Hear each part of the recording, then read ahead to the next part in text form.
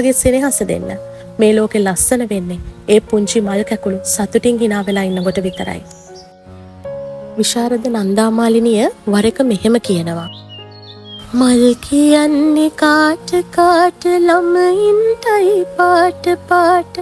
මල් කියන්නේ කාට කාට ළමයින්ටයි පාට පාට. පිලක් ළමුන් සුවඳ කොටයි පිලක් ළමුන් හරිම හැටයි. පිලක් ළමුන් සුවඳ කොටයි පිලක් ළමුන් හරිම හැටයි.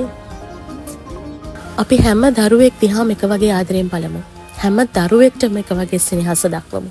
ඔවුන්ට හොඳ ලෝකයක් උරුම කරලා දීම වැඩිහිටි අපේ වගකීම. ඔවුන්ගේ ළමා කාලේ සුන්දර වුණොත් තමයි ඔවුන්ගේ අනාගතේ යහපත් වෙන්නේ. එහෙනම් අදට ගිහින් එන්නම්.